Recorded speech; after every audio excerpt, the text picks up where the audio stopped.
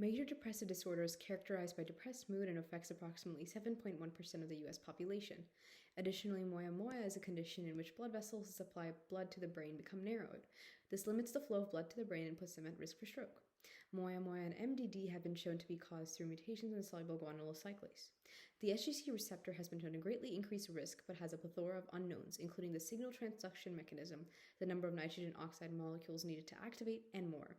I target the coil domain of the SGC receptor as it is a site in which guanosine triphosphate, an energy-rich molecule, is converted into CGMP. An analysis is done to determine genes that could have a role in causing MMD or other SGC-related disorders. SGC is compared across multiple species to determine conserved residues through multiple software, and the HNOX domain is best for targeting. Different models of SGC inbound states are compared against an alpha-fold rendering, and finally, ligands with docking potential are compared against current FDA-approved.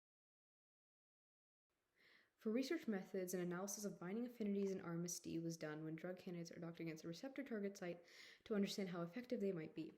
Autodoc Vina was chosen as it is the most accurate in binding modes. The protein-ligand interactions were then analyzed afterwards with Chimera and Pymol. The RMSD ranges were not large, signifying that the docking scores were relatively accurate for drug hits. Then conserved residues were looked at in SGC. By looking at the evolutionary progression by comparing amino acid sequences across species, one can see the part of the sequence that remains unchanged. Hence, these residues are conserved and most integral for the function or structure of SGC, and give more hints towards the part of SGC that should be targeted. Then, superimposing analysis is done to determine the similarities between hemoglobin and SGC. Matchmaker is used for sequence alignment through residue pairing and always uses 1 point per residue. It'll recompute protein secondary structure assignments as well. Superimposing between two structures is used to see if structures are similar and if residues stay mostly constant. Both sequence and secondary structure are used so structures can be compared even when sequence similarity is low. If the hemoglobin and SGC are too similar, then drugs cannot target the heme site. Then pharmacokinetic properties are looked at. So some properties like Lipinski's rule, where orally active drugs should not have violations.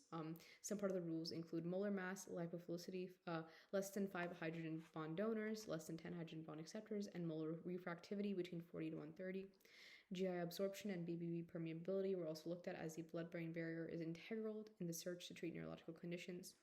Some other properties included solubility, lipophilicity, or others that are included in absorption, distribution, metabolism, and excitation.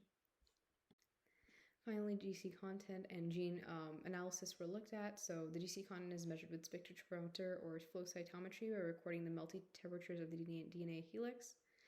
Therefore, GC can tell us melting temperatures and when DNA RNA hybridizes to further analyze oligo creation. GC content can vary with different organisms and within organisms, creating isochores. A Spearman correlation data analysis was done, and it measures the magnitude and direction between the association of two variables, in our case, genes. It is a non-parametric test, which means that there are no assumptions about the distribution of data. It uses a monotonic function as it looks at the similarity and reserves orders.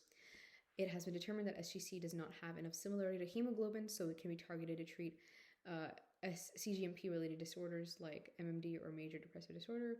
The HNOX domain is best to target due to conserved residues and favorable interactions. The design drugs C9H11NO, C15H24N40, and C16H28N404 have the best pharmacokinetic properties to be looked at as treatment.